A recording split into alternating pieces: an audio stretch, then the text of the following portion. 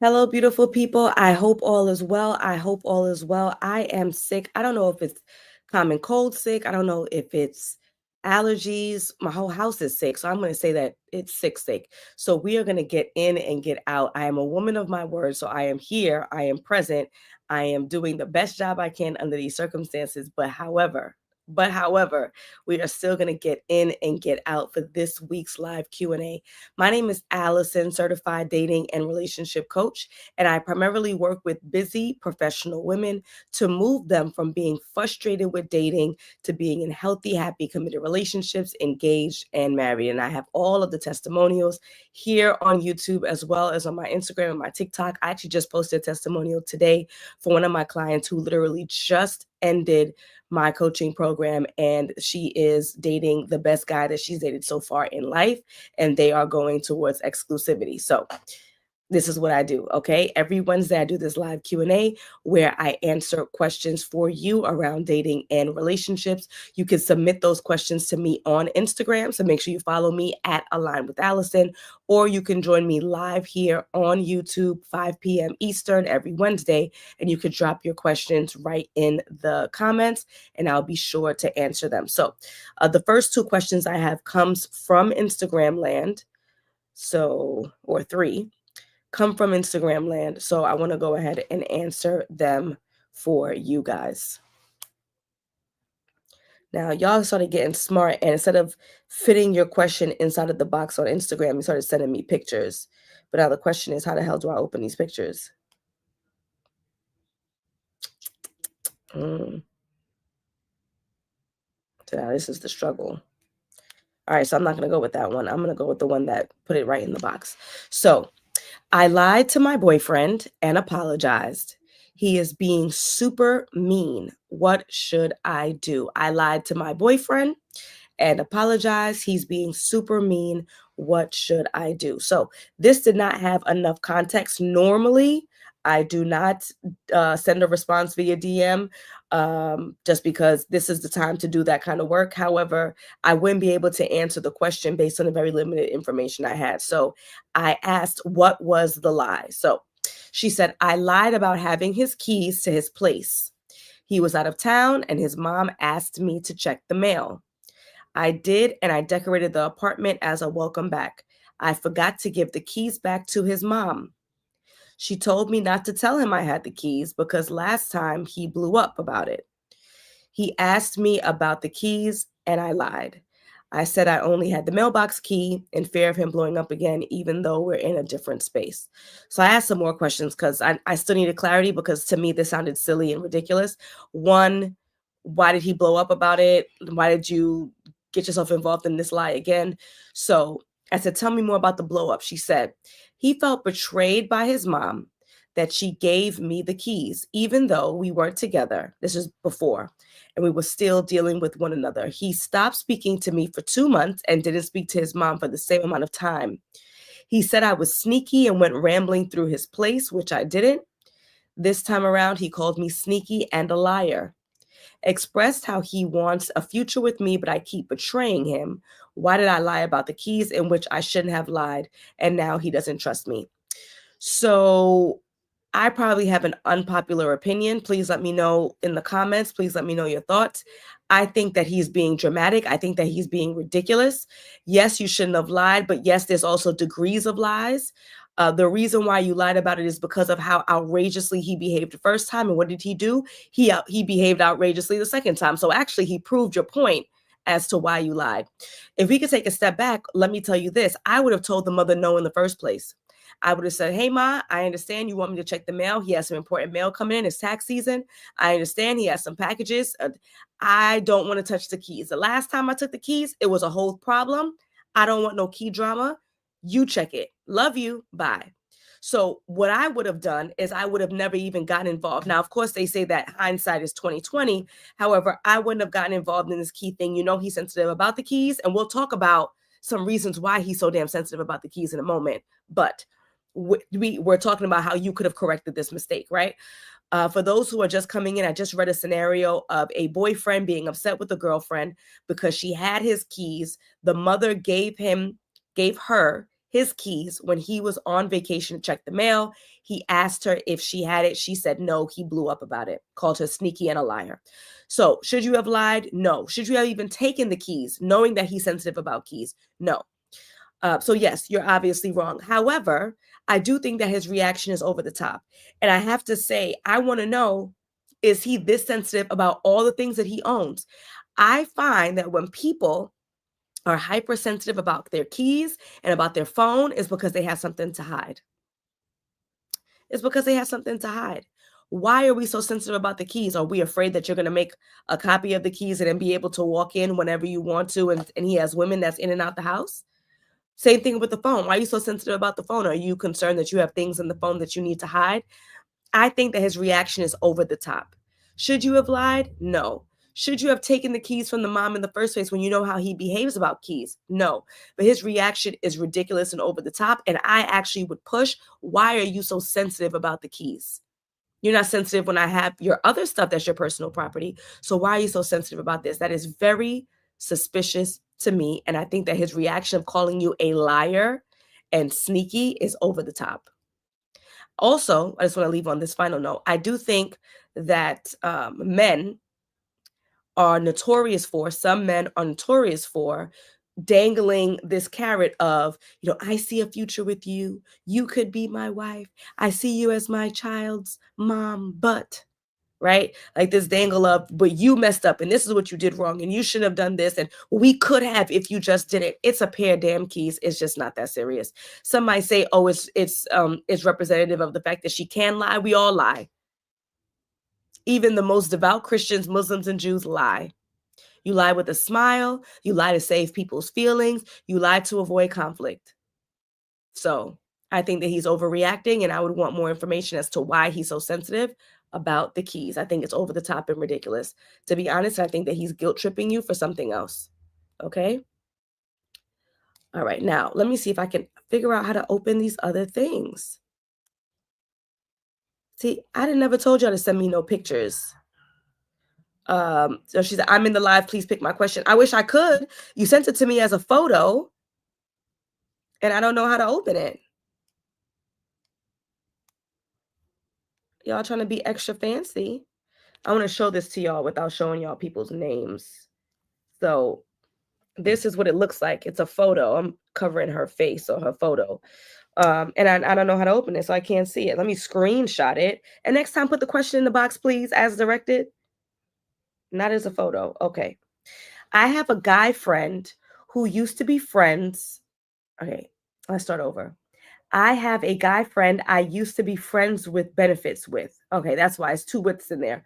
I have a guy friend I used to be friends with benefits with.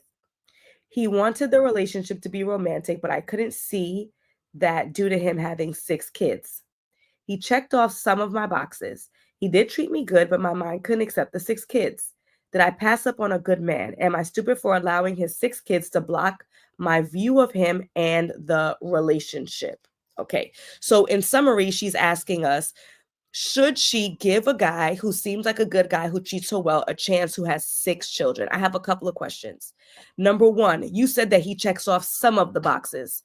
So what I teach my clients is that you have 6 non-negotiables, aka 6 boxes, 6 things that this potential person must seemingly have in order for you to date them. They have to have all 6. All 6 matter just as much. So you said there are some things. What are the other things that are lacking outside of the kids? Is there anything else? Because you said some. That means outside of the children, there are other things that are missing or that are problematic.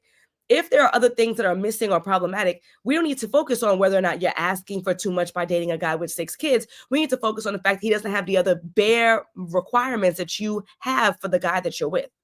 So we don't have to struggle with, am I asking for too much? Am I doing too much? This guy has 6 kids. Because if he's checking off some boxes and not all outside of the children, he's automatically an inappropriate match. So you don't have to worry about, are you doing too much? So let's do that. Now, let me answer your question as you asked it. You have to decide what's too many children for you. I can't answer that question for you. Everyone's going to have their own preference. Some are going to say if you have no children, you should date someone with no children. Some will say if you're over a certain age, then you don't have the capability to be that demanding, because statistically there may not be enough people that are just in your age range. Forget about who you can bag, who's in your league, who's right. So just by age alone, the older we are, the more likely people will have children. Some will say the older you are, you can't be that particular. Some will say you should be dating as many children, dating a guy or a girl or a woman, dating a guy or a woman who has as many children as you do. I can't answer is 6 too many for you. Only you can answer is 6 too many for you. If you're asking me, Alison, is 6 children too many children for you? Then yes, for me, para mí, 6 is too many, right? I now have 2. I just had my second baby a few months ago. So, and this is not going to happen, right? If I were to be on the dating scene, I would not have an expectation that the guys that I date have less than 2 children. I don't feel that it's fair that I'm coming in with 2 and I'm saying you need to have 1. Well, then I would just disqualify myself if it were the other way around. You have to decide. Oh, and let me continue on that idea. If I had 1, my standard would be 1. And guess what? If I had none, my standard would be 0. Everyone's circumstances are different. I can't answer if 6 is too many for you. You have to choose if 6 are too many for you. You have to look at the age range of the children. You have to look at the circumstances in which they were born. You have to look at how many moms are in the equation. You have to look at why did he decide to have so many children with so many different women. You have to decide, were any of them in the institution of marriage? You have to decide what's the relationship, or assess what's the relationship like with these women. I can't answer that question. But to make your life easier, I go back to my original response, which is you said that he checked off some boxes. I tell my clients you have 6, 1, 2, 3, 4, 5, 6 boxes that this guy has to fulfill. If he fulfills all 6, you continue to date. If he's missing other things already, the 6 children are unconsequential. Does that make sense? All right, folks, we have one more question because I'm absolutely about to cough and I don't want to be that person on this live stream. If you're just joining, my name is Alison, certified dating and relationship coach. I primarily work with busy professional women to move them from being frustrated with dating to happily married. And every Wednesday around 5 p.m. Eastern, I do this live Q&A. I take questions in the question queue, and I also take questions for 24 hours on my Instagram page at Align with Alison. Make sure that you subscribe so you can get alerts when I go live, and make sure you follow me in all of my platforms so that you can get these alerts. Okay. This is my final question before we hop off of live today. Unless somebody throws something in the queue, and I'm checking the queue, so I'm here with y'all. Okay. This morning, I woke up to a message from a guy who clearly did not align with my values and non-negotiables. It's been a year, and now he wants to reconnect. I guess he couldn't find what he was looking for and now wants to reconnect. I'm not interested. Should I reply? I didn't open the message, but I can see what he wrote. And what he wrote was, she sent the screenshot. Hope all is well with you. Would really like the opportunity to reconnect with you. This is so easy. This is so easy. You've already answered your question. And that's what I find is so beautiful about Q&As like this, is because when you guys take my advice, you're not taking my advice. You're taking your own advice. You already said his values did not align with yours a year ago.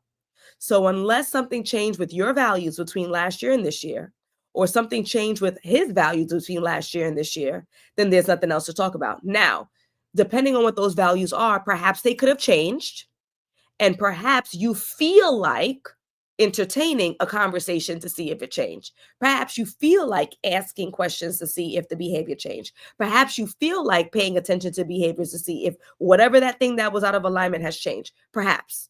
But we're already getting to the answer when you say his values didn't align with yours. Your non-negotiables, what you were looking for, your requirements, he didn't have, okay? It's been a year. He wants to connect. I guess he couldn't find what he was looking for. So that gives me the inclination here that you made it seem like you dismissed him because his values weren't a good match. But now it's seeming like you weren't an appropriate match for him. Like he couldn't find what he was looking for, as if he left you. I don't know if that matters in the grand scheme of things. I'm just playing this out loud so that you can start thinking who is out of alignment, right? Like, did you assess he was an inappropriate match? or did he assess that you were? Because that's going to change whether or not you want to revisit this. Meaning, if he wasn't an appropriate match for you and you want to revisit this, then you need to assess, has he changed? If you were an inappropriate match for him, you weren't what he was looking for, then you need to look within and decide, have you changed or are you willing to match this guy? Does that make sense? I'm not interested. Should I reply? There you go. There you go. You're not interested. You don't reply. We do not spend time talking to people, going out on dates with people. I would even jump out the window and say responding to people who are inappropriate matches for us. If you are confident that this guy is an inappropriate match and whatever your problem was with him last year has not changed to this year, then we do not waste our time speaking to people who are inappropriate matches. We don't go on dates with people who are inappropriate matches. We don't accept gifts from people who are inappropriate matches. It's bad juju. It's bad karma. We don't do it. Does that make sense? Now, again, if everything else was great except for like one thing, and you're single and you're available and you thought to yourself, wow, if this one thing could be corrected, I would like to see this gentleman, then I would pick up the phone and I would be relatively straight up. Hey, last year, when we were talking, you made it clear that you weren't into blank. You weren't looking for a blank. You didn't really agree with blank. How has that changed, if it has? See what the response is. Look to see for evidence. You're looking for evidence that the behavior has changed. If it's changed, then this is worth entertaining. But you've made it very clear to me about 3 different times. Out of alignment. I guess he couldn't find what he was looking for. I'm not interested. Should I reply? My quick answer is no. Okay. All right, beautiful people. This is the end of our live Q&A. If you would like your questions answered anonymously and for free, I am here on YouTube every Wednesday around 5 p.m. Eastern. All you have to do is subscribe to my YouTube channel and you can drop your questions in live. Of course, you can watch the replay as well, or you can follow me on Instagram, same name, at Align with Alison. Drop your questions on Instagram. I will answer them on YouTube, 5 p.m. Eastern, and you can watch replay. If there's anyone who needs help in their dating and relationship life, depending on where you are, there are a couple of different resources that you can use, and I'm going to go ahead and drop the link not only in the comments here, but it will also be available in the caption, in the description, in the show notes, all the whatever terminology is used these days as well. So you can go ahead and check it out, from my private community, the Future Wives Club, all the way down to private, or all the way up, I guess I should say, to private coaching. Go ahead and check out my resources, and I am here as a support. Again, my name is Alison, certified dating and relationship coach. I primarily work with busy professional women to move them from being frustrated with dating to happily married. I've helped over 300 women do it so far. I just posted another testimony of someone who literally just finished my coaching 2 months ago, and she is on the road to a healthy, happy relationship. If you've been doing the same things over and over and over again for 5 years, 10 years, 15 years, 20 years, I am here to tell you that another year will not make a difference. Your system is broken. Your process is broken. Your picker is broken. Your confidence is broken.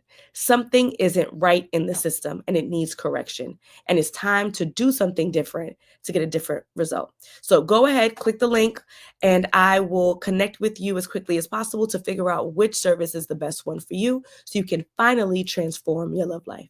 All right, beautiful people, I will see you next Wednesday here in YouTube land, 5 p.m. Eastern. Feel free to follow me on all of my other platforms, and make sure you subscribe to my YouTube, because that is your opportunity to check out, I want to say 400, 500 videos all around dating and relationships, divorce and breakup. All right, folks, have a good one.